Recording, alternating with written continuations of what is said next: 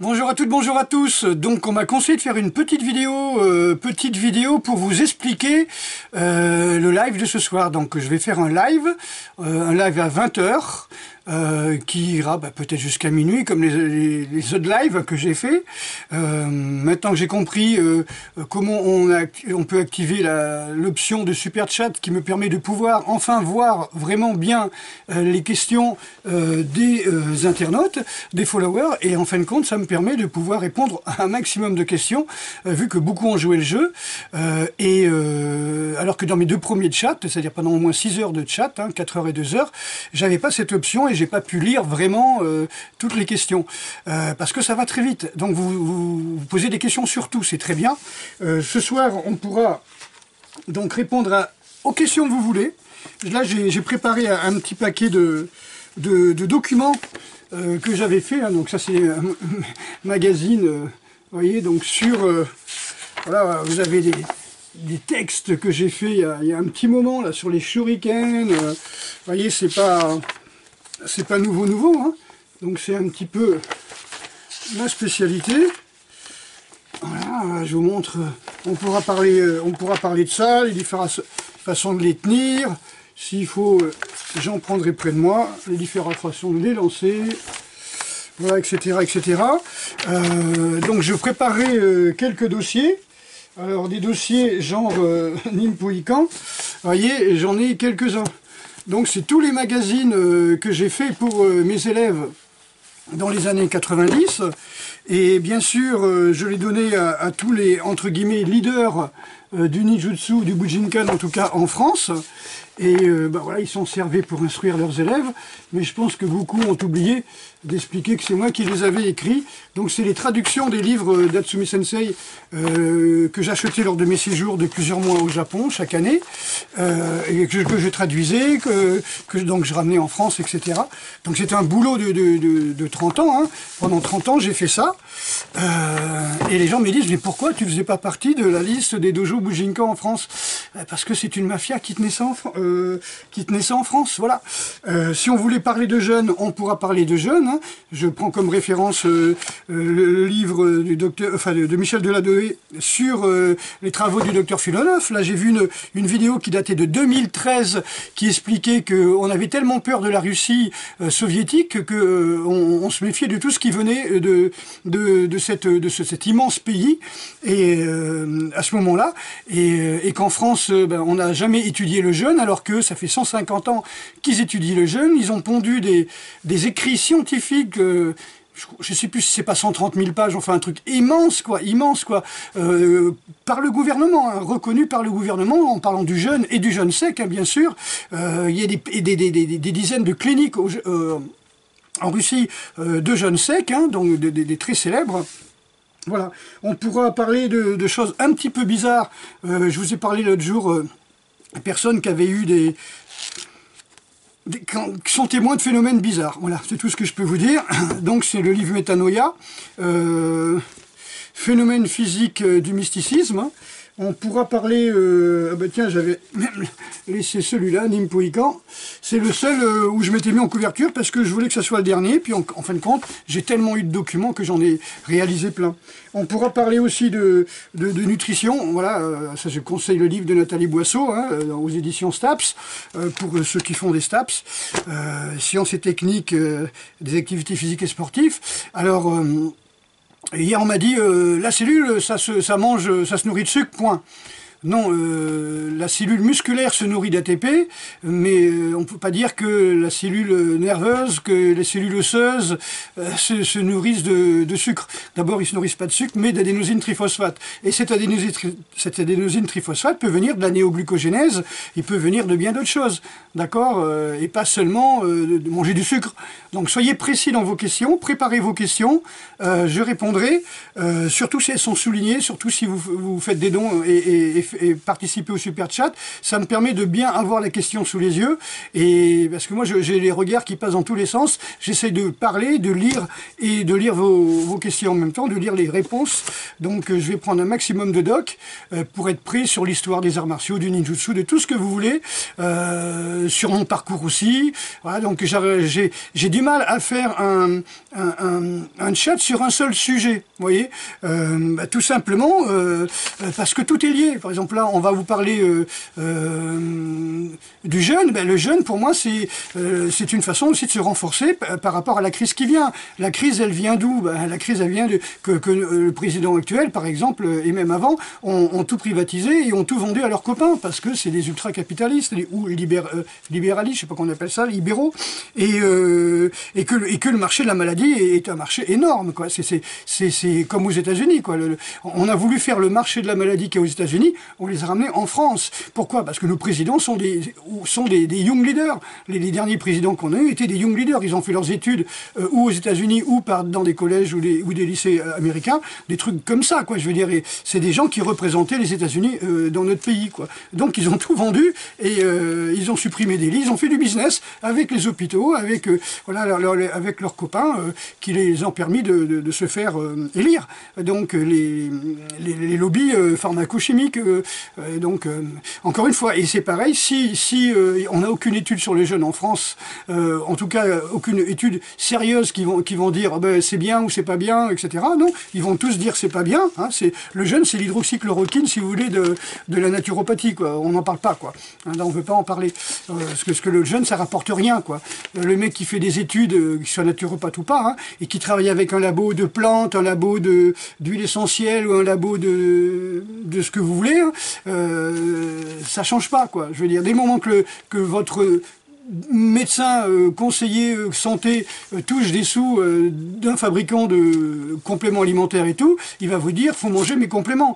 Mais s'il vous dit faut jeûner, ça lui rapporte rien. Ça lui rapporte une consultation, mais lui il compte sur le suivi de l'ordonnance pour se faire du blé. Donc voilà, donc quelque part voilà, le jeûne, on n'en parle pas parce que ça rapporte pas de pognon, et l'industrie pharmaceutique déteste ça. Moi, quand j'ai fait ma formation de nutrition, micronutrition du sport et de la vie à l'université de Poitiers, la première question que j'ai posée à Denis Richet, c'est au docteur Denis Richet, est-ce qu'on va parler des jeunes? Il m'a regardé, il fait non. Et tout de suite, il m'a catalogué, tout de suite, ça s'est mal passé, etc. Vous voyez, donc, pour vous dire qu'ils ont très très peur du jeûne. Parce que, bien sûr, ce DU était aussi plus ou moins financé par un laboratoire de compléments alimentaires. Physico, naturaux, vous voyez, tu vois ce que je veux dire, chimico, voilà, pharmaco, voilà, ils font un peu de tout, font des complémentaires plus ou moins naturels. Mais voilà, donc quelque part... Voilà, c'est comme les gens qui viennent vous vendre dans les facs, qui viennent vous faire un cours sur l'eau et vous vendre des produits genre Gatorade, vous voyez. Et nous, c'était Gatorade qui sponsorisait le cours sur tout ce qui était basé sur les besoins en eau, on va dire, du sportif, avant l'entraînement, pendant l'entraînement, après l'entraînement, alors que Nathalie Boisseau dit qu'il faut boire très peu et que c'est très dangereux de boire beaucoup avant, pendant et après l'entraînement, par exemple un marathon ou des courses, vous voyez. Voilà. Donc on a peur que les gens se déshydratent, mais en fin de compte, le problème c'est qu'ils ont trop d'eau dans l'estomac quand ils courent ou quand ils font du sport.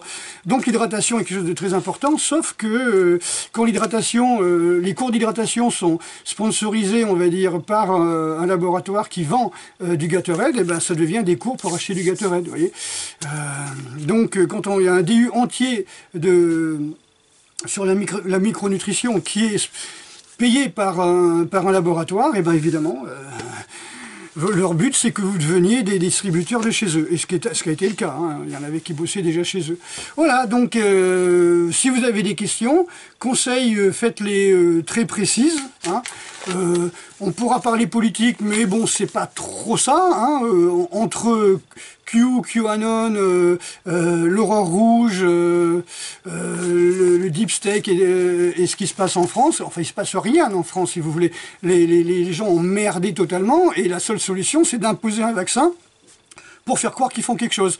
Et il y a une partie de la population qui est complètement omnubilée par les vaccins. Ils sont persuadés que c'est la pilule magique, hein. On est encore dans le côté sorcellerie du Moyen-Âge. Le corps n'existe pas, il est mort, il est inerte, et on te donne une pilule où on te donne de l'eau bénite et tout de suite ça va s'arranger. Bon, l'eau bénite marche peut-être plus que leur vaccin, hein. Voilà, en tout cas ils vont pas vous rendre gaga, ils vont pas vous paralyser la face ni vous faire lâcher les sphincters. Voilà, c'est ce que je voulais vous dire. Ok, donc rendez-vous ce soir à 20 h. Moi j'ai mes cours, j'ai dormi 4 heures. Je sais pas comment ça va se passer. Je pense faire une petite sieste entre temps. Et je vous parlerai, si vous voulez, aussi de mon retour de jeûne. Et voilà, notez vos questions. Et dès que le chat commencez déjà à les mettre. Et si vous voulez, vous faites un don et vous les mettez en surbrillance. Je connais pas trop le système, hein. J'ai rarement été du côté de celui qui regarde les chats.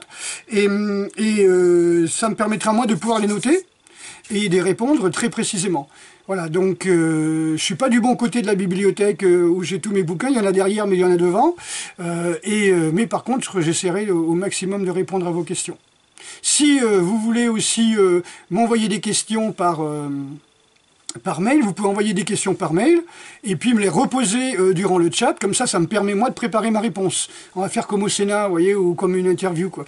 À la télévision, les gens ils ont les questions avant et ça leur permet de pouvoir aller chercher les réponses et pas passer pour des couillons qui savent pas.